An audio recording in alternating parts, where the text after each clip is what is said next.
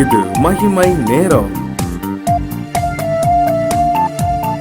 கிறிஸ்துவுக்குள் மிகவும் பிரியமான மகிமை தொலைக்காட்சி நேயர்களை இந்த மகிமை நேரம் நிகழ்ச்சியின் மூலமாய் சந்திப்பதில் மிக மகிழ்ச்சி அடைகிறேன். பிரியமானவர்களே, இந்த நிகழ்ச்சி நம்முடைய ஆவிக்குரிய வாழ்க்கைக்கு பிரயோஜனமாக இருக்கும் என்று சொல்லி ஆண்டவருக்கு நான் விசுவாசிக்கிறேன். இந்த வாரத்திலும் கூட மனாசேனுடைய வாழ்க்கை குறித்து நாம் தியானித்துக் கொண்டிருக்கிறோம். மிக சிறிய வயதுல ராஜாவான இந்த மனாசேம் தன்னுடைய வாழ்க்கையில அநேக பாவங்களுக்கு தன்னை ஈடுபடுத்திக் கொண்டார். 14 விதமான பாவங்கள். எப்படியானால் ஆண்டவர் விட்டு தூரமாய் போய் கொண்டிருந்தார். எசேக்கியா, அவருடைய தகப்பனாகிய எசேக்கியா கர்த்தருக்கு பிரியமானதை செய்து வந்த போதிலும் கூட அவர் வழிவந்துதான் இந்த மனாசே ஆண்டவரை விட்டு தூரமாய் போய் கொண்டு வந்தார். ஆனால் ஒரு நேரத்துல கர்த்தர் மனாசேயை சந்தித்தார். அதன் மூலமாக இந்த மனாசனுடைய வாழ்க்கை மாற்றப்பட்டது.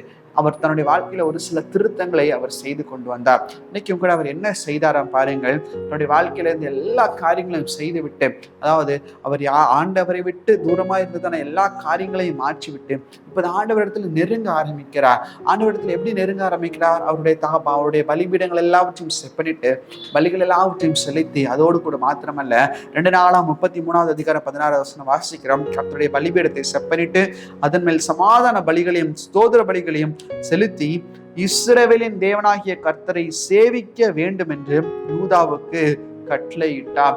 இஸ்ரவேலின் தேவனாகிய கர்த்தரை சேவிக்க வேண்டும். அவர் முதலாவதாக தனக்குள்ளாக ஒரு மனம் திரும்புதலை கொண்டு வருகிறார்.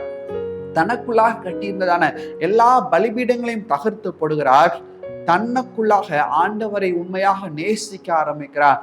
ஆண்டவர் மேல ஒரு பற்றுதல் வைக்க ஆரம்பிக்கிறார். இப்போது இந்த பற்றுதல் ஜனங்களுக்குள்ளாகவும் கடந்து போகிறது. அப்படி என்றால் என்ன? ஆண்டவரை குறித்து ஜனங்களுக்கு எடுத்துரைக்கிறதை நாம் பார்க்கிறோம். ஜனங்களுக்கு இயேசுவே மெய்யான தேவன், கர்த்தராகிய ஆண்டவரே மெய்யான தேவன் என்பதை இந்த மனாசே எடுத்துரைக்கிறார். பிரியமானவர்களே, இன்னைக்கு நம்முடைய வாழ்க்கையில ஆண்டவருக்கு நாம் கிட்டி சேர வேண்டுமானால், நம்முடைய தூரத்தை நாம் சரி செய்து கொள்ள வேண்டுமானால் ஆண்டவருடைய அன்பை நாம் உணர வேண்டும். ஆண்டவருடைய அன்பை உணர்ந்தவர்கள் என்ன செய்வார்கள்? அவர்களால் நின்று விட முடியாது. அந்த அன்பை அவர்கள் மற்றவர்களுக்கும் பறைசாற்றுவர்களாய் கூட காணப்படுவார்கள். உபாகமம் 32:3வது வசனம் சொல்லுகிறது. உபாகமம் 32:3 ஆண்டவருடைய நாமத்தை நாம் பிரஸ்தாபம் பண்ண வேண்டுமா? அவருடைய நாமம் அப்படிப்பட்டதான ஒரு நாமம். அந்த நாமத்தை நாம் என்ன செய்ய வேண்டுமா? மற்றவர்களுக்கும் எடுத்துரைக்க வேண்டும். உங்களுக்காக வாசிக்கிறேன். கர்த்தருடைய நாமத்தை பிரசித்தம் பண்ணுவேன், நம்முடைய தேவனுக்கு மகத்துவத்தை செலுத்துங்கள். இன்னைக்கு ஆண்டவருடைய நாமத்தை நாம் பிரசித்தம் பண்ண வேண்டும். இந்த மனாசே என்ன செய்கிறார்? தான் மனம் திரும்பியது மாத்திரமல்ல, தன்னுடைய ஜனங்களும் ஆண்டவருக்கு முன்பாக வர வேண்டும். தன்னுடைய ஜனங்களும் ஆண்டவரை ஏற்றுக்கொள்ள வேண்டும். ஆண்டவர் தான் மெய்யான தேவன் என்பதை உணர்ந்து கொள்ள வேண்டும் என்கிறதான ஒரு எண்ணம், ஒரு வாஞ்சை இந்த மனாசேனுடைய வாழ்க்கையில காணப்பட்டது. எனவேதான் ஆண்டவரை குறித்து ஜனங்களிடத்துல பிரசித்தம் பண்ணுகிறார். தன்னுடைய ராஜ்ய பாரத்தின் ராஜா என்கிற அதிகாரத்தின் மூலமாய் அவர்களுக்கு கட்டளை கொடுத்ததை நாம் பார்க்கிறோம். அப்படியான ஜனங்களே, என்னை போல நீங்களும் தூரமாய் கொண்டிருக்கிறீங்களே, நீங்களும் ஆண்டவருக்குள்ளாக திரும்ப வேண்டும். ஆண்டவருடைய உண்மையான அன்பை நான் உணர்ந்தது போல நீங்களும் உணர வேண்டும். என்னை சந்தித்த கர்த்தர் உங்களையும் சந்திக்க வேண்டும் என்கிறதான ஒரு எண்ணம் இந்த மனாசனுடைய இருதயத்திலே உண்டானது நிமித்தமாக ஜனங்களுக்கு இப்படிப்பட்டதான ஒரு கட்டளையை இந்த மனாசே பிறப்பிப்பதை பார்க்கிறோம். பிரியமானவர்களே, நீ கர்த்தரிடத்துல நன்மையை பெற்றுக்கொண்ட நான், ஆண்டவரிடத்துல ரட்சிப்பை பெற்றுக்கொண்ட நாம் எத்தனை பேருக்கு கர்த்தரை குறித்து பிரசித்தம் பண்ணியிருக்கிறோம்? நம்முடைய பக்கத்தில் இருக்கிறவர்களுக்கு ஆண்டவரை குறித்து ஒரு வார்த்தையாவது நாம் சொல்லி இருக்கிறோமா? யோசித்து பார்க்க வேண்டும். மற்றவர்கள் எத்தனை பேருக்கு ஆண்டவரை குறித்து நாம் சொல்லி இருக்கிறோம்? நமக்கு ஒருவேளை நம்ம அநேக சாக்கு போக்குகளை சொல்லலாம். எனக்கு நேரம் இல்லை என்று நாம் சொல்லலாம். எனக்கு எப்படி சொல்லணும்னு தெரியாது என்று சொல்லி நாம் சொல்லலாம். ஆனால் இப்படிப்பட்டதான அநேக சாக்கு போக்குகள் இருக்கிறது. ஒரு உதாரணத்தை நான் உங்களுக்கு சொல்லுகிறேன். என்னுடைய ஒரு நண்பர் ஒரு சகோதரன் இருந்தார்.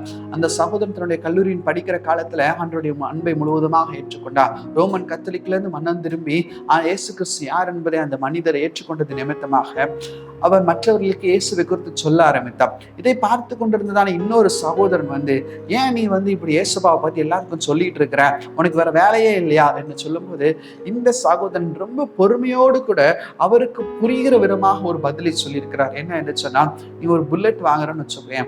அந்த புல்லட் வாங்கினா நீ என்ன செய்வேன்? நான் ஓட்டி பார்ப்பேன். அதுக்கப்புறம் என்ன பண்ணுவேன்? அந்த புல்லட்டை பத்தி என் ஃப்ரெண்ட்ஸ் எல்லாத்தையும் நான் சொல்லுவேன். இந்த புல்லட் எனக்கு எவ்வளவு அருமையா இருக்கு, ஓட்டுறதுக்கு சூப்பரா இருக்குன்னு சொல்லுவேன் அப்படின்னு சொல்லி சொன்னாரா.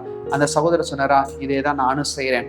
என் வாழ்க்கையில இதுதான் நானும் சரி, ஏசப்பா எனக்கு நன்மை செய்திருக்கிறார், அவரை நான் உணர்ந்திருக்கிறேன், இயேசு கிறிஸ்து தான் மெய்யான தெய்வம் என்பதை நான் அறிந்திருக்கிறேன், அதை மற்றவர்கள் என்னுடைய நண்பர்களுக்கும் நான் செய்கிறேன், இதுல என்ன தவறு இருக்கு என்று சொல்லி கேட்டாராம். பிரியமானவர்களே, அப்ப இன்னைக்கு நம்ம செய்ய வேண்டிய காரியங்களை நாம் செய்கிறவர்களாய் கூட காணப்பட வேண்டும். இதுல வேற எந்த விதமான காரியங்கள் ஒரு நேரம் இல்லை என்று சொல்லி நாம் சொல்லிக் கொண்டிருக்கலாம். நேரம் என்றால் நேரம் ஏதோ நம்மை தேடி வராது, நாம் தான் நேரத்தை பிடித்து கொண்டு இருக்கிறவளாய் கூட காணப்பட வேண்டும். இதே ஊர்ல நடந்ததான ஒரு சாட்சி. இங்க இருந்து பனகுடி பகுதிக்கு ஒரு ஆசிரியர் ஒருவர் அவர் பிரயாணம் செய்ய வேண்டும். தினமும் அந்த ஆசிரியர் போயிட்டு வர வேண்டும்.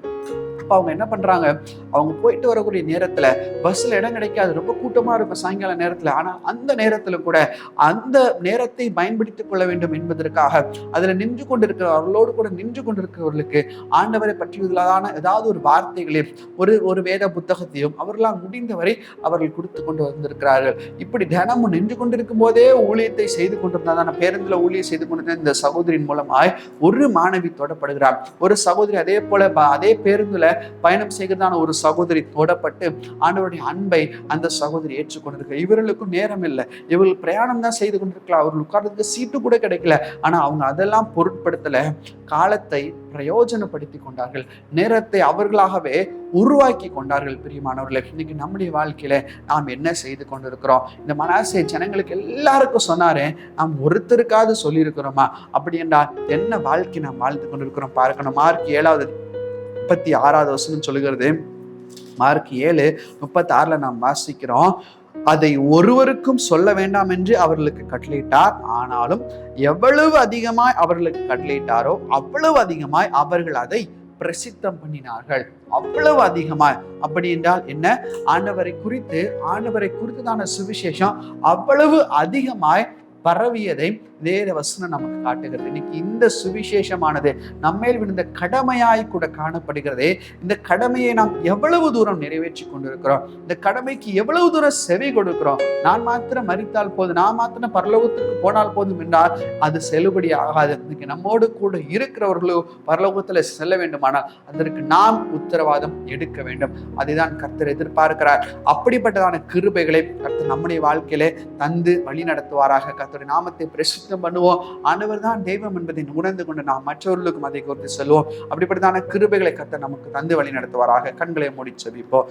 எங்களை நேசிக்கதான நல்ல பிதாவே, இந்த நாளில் எங்களோடு கூட பேசின அந்த வார்த்தைகளுக்காக உமக்கு நன்றி அப்பா. மனாசே ஆண்டவரை குறித்து ஆண்டவரை ஜனங்களுக்கு பிரசித்தம் பண்ணினது போல நாங்களும் ஆண்டவரை உம்மை பற்றி நீர் எங்கள் மேல் வைத்த அன்பை குறித்தும் நீர் எங்கள் மேல் வைத்த தகப்பனே அந்த பாசத்தை குறித்து மற்றவர்களுக்கு சொல்லத்தக்கதான கிருபைகளை நீர் எங்களுக்கு தரும்படியா ஜெபிக்கிறோம். ஒவ்வொரு நாட்களையும் நாங்கள் பிரயோஜனப்படுத்திக் கொள்ளும், ஒவ்வொரு காலங்களையும் நாங்கள் பிரயோஜனப்படுத்திக் கொள்ளும். கர்த்தாவே, சமயங்களை நாங்கள் வாய்ப்புகளை ஏற்படுத்திக் கொள்ளும். நீர் எங்களுக்கு காட்டுகிறதான வாய்ப்புகளை நாங்கள் தகப்பனே ஞானமாய் பயன்படுத்திக் கொள்வோம். பரலோகத்தின் தேவனே, நீர் எங்களுக்கு உதவி செய்யும்படியா ஜெபிக்கிறோம். உமக்கே துதிகன மகிமை எடுக்கிறோம். இப்ப ராமேஸ்வரம் ஜெபிக்கிறோம். எங்கள் ஜெபங்களை நல்ல பிதாவே. ஆமேன், ஆமேன்.